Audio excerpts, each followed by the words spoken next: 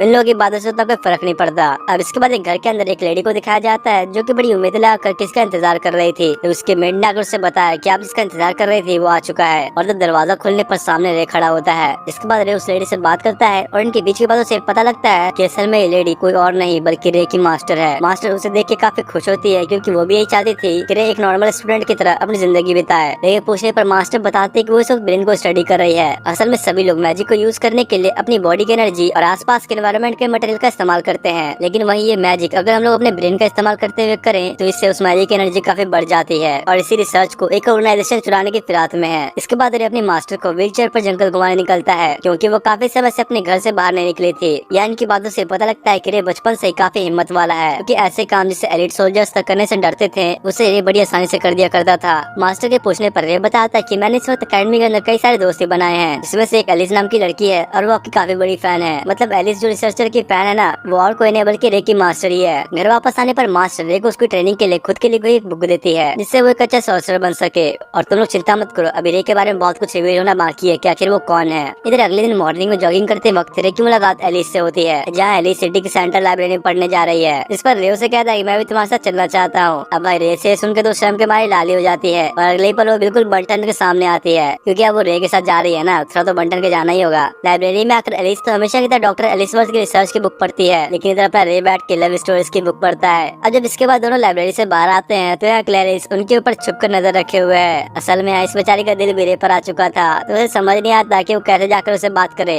इतने में रे की नजर भी उसके ऊपर पड़ती है जो देखे तो ये बेचारी भी शर्म के मारे लाल हो गई। रे उसके पास आकर उसे लंच के लिए इन्वाइट करता है। अब लंच करने के लिए रे अकेला थोड़ी ना आता, दो लड़कियों को साथ लेकर आता है और एलिस और क्लैरिस को दोनों को एक दूसरे से इंट्रोड्यूस कराता है और अपना ये सच्चे प्लेबॉय की तरह ना दोनों की तारीफ करता है। मुझे तो लगता है कि दोनों को ही पटाने की फिराक में है। और यार अभी तक तो सिर्फ क्लैरिस ही रे के ऊपर फिदा थी, लेकिन अब तो एलिस का भी यही हाल है। लंच खत्म होने के बाद दोनों ही रे को बाय बोलकर अपने हॉस्टल की तरफ निकल जाते हैं। इधर रे भी जब अपने हॉस्टल की तरफ जाने ही लगा कि तभी उसकी नजर रोज पर पड़ती है। जगह पूछने पर वो बताती है कि मैजिक कंपटीशन नजदीक आने की वजह से वो अपनी फैमिली के साथ अरेंजमेंट्स करने में काफी बिजी हो चुकी है। अब बातों बातों में यहाँ रे भी उसे बताता है कि वो अभी एलिस और क्लैरिस का लंच करके आया है, जो सुनकर तो अब रोज भी थोड़ा जलस फील करती है। देख रहे हो ना कितनी लड़कियां फिदा हो चुकी है इस पर। इसके बाद प्रोफेसर ग्रे और रे को बात करते हुए दिखाया जाता है जहाँ इनके बीच की बातों से पता लगता है कि प्रोफेसर ग्रे भी रे के साथ पहले मिलिट्री में काम कर चुकी है और उसके मास्टर की तरह प्रोफेसर ग्रे भी रे को इस तरह अपनी स्टूडेंट लाइफ एंजॉय करते देख काफी खुश है। दूसरी तरफ इधर एल्बर्ट को दिखाया गया जो कि पूरे जंगल में ही आग लगाना शुरू कर देता है और बहुत ही गुस्से में रे का नाम लेता है। साथ ही उसके पीछे एक अनजान इंसान भी खड़ा हुआ था।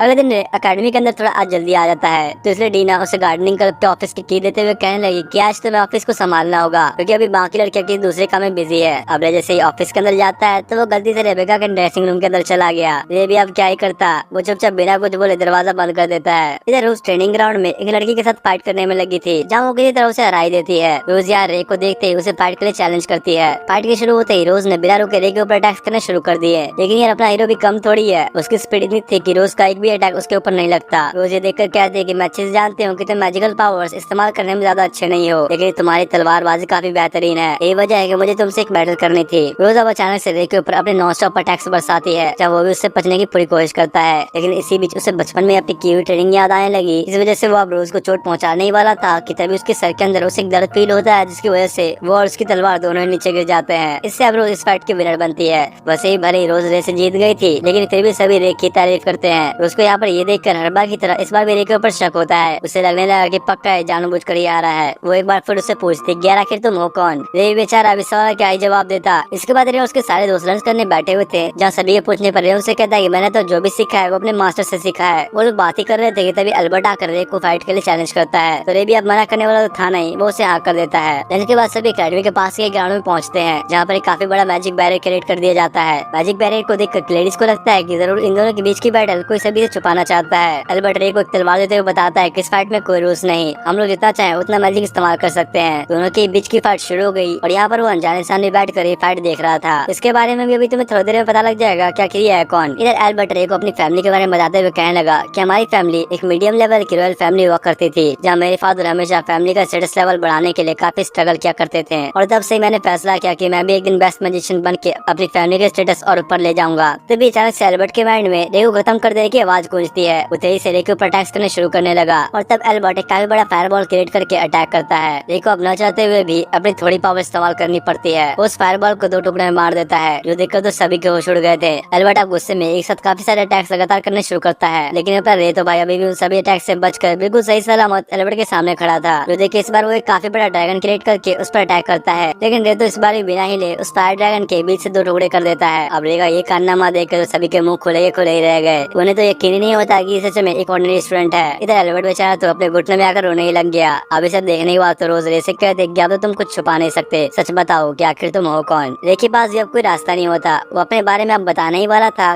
तभी कोई अनजान फोर्स उसके सभी साथियों को जमीन पर गिरा देती है। यही चीज एल्बर्ट और उसके साथियों के साथ भी होती है, जिससे रे को तो कुछ भी समझ नहीं आता कि भला ये हो क्या रहा है। इतने में जंगल में से एक मिस्टीरियस इंसान चलते हुए उसकी तरफ आने लगा, और ये और कोई नहीं बल्कि प्रोफेसर ग्रे ही थी। ये देखकर तो अब तुम लोगों को भी समझ नहीं आ रहा होगा कि यहाँ पर आखिर हो क्या रहा है। लेकिन रे सब समझ चुका था कि जिस ऑर्गेनाइजेशन के बारे में उसके मास्टर से बता रही थी, उसी ऑर्गेनाइजेशन को प्रोफेसर ग्रे ने अब ज्वाइन कर लिया है। वो यहाँ स्टूडेंट्स के ब्रेन का इस्तेमाल कर रही है अपना मैजिक क्रिएट करने के लिए। प्रोफेसर ग्रे तालियां बजाते हुए उसे कहती है कि तुम तो मेरी उम्मीद से भी ज्यादा समझदार निकले, और तब वो अपनी दूसरी आंख भी रिवील करती है। ये देख के रे समझ गया कि उन लोगों ने जंगल में जिस मॉन्स्टर को मारा था उसे प्रोफेसर ग्रे ही कंट्रोल कर रही थी। इस सुनकर प्रोफेसर बताते हैं कि हर साल जंगल में ट्रेनिंग के दौरान कई सारे स्टूडेंट्स उसी मॉन्स्टर के जरिए मारे जाते हैं, और किसी को भी आज तक उसके ऊपर कभी शक नहीं हुआ। और इस बार भी उसका प्लान कामयाब होने ही वाला था, लेकिन रे ने बीच में आकर उसका सब कुछ बिगाड़ दिया। इसलिए अब उसे टेस्ट सब्जेक्ट के तौर पर इन सभी लोगों का इस्तेमाल करना है। यही वजह है कि इन लोगों की फाइट के बीच में यहाँ पर ये बैरियर बनाया गया था, ताकि बाहर से किसी को भी ये पता न चले कि अंदर चल क्या रहा है। इन सारी बातों को सुन के रे को भी अब समझ में आने लगा कि इतने टाइम से बस अपने चेहरे पर अच्छे होने का नकाब लगाए घूम रही थी। वो सब करके अपने स्टूडेंट्स के साथ एक इमोशनल बॉन्ड क्रिएट करती है, ताकि समय आने पर वो उनका इस्तेमाल कर सके। और इस वक्त यही वो रे और उसके दोस्तों के साथ भी करना चाहती है। तो अब होना क्या था, कौन सा रे बैठ के उसे समझाने वाला है। वो फाइट के लिए तैयार हो जाता है, और इधर वो भी अपनी 2 फायर स्नेक्स का इस्तेमाल करते हुए अपने अटैक्स करती है। रे जब उससे बचने की कोशिश करने लगा तो अब उन फायर स्नेक्स को उसके दोस्तों की तरफ भेज देती है। अपने रे के पास भी अब कोई रास्ता नहीं बचता, इसलिए वो अब अपनी रियल पावर आइस मैजिक का इस्तेमाल करके अपने साथियों को उस फायर मैजिक से बचा लेता है। फाइनली अब वो टाइम आ चुका है जब तुम लोग रे को उसके असली रूप यानी आइस ब्लेड सॉर्सर के रूप में देखोगे।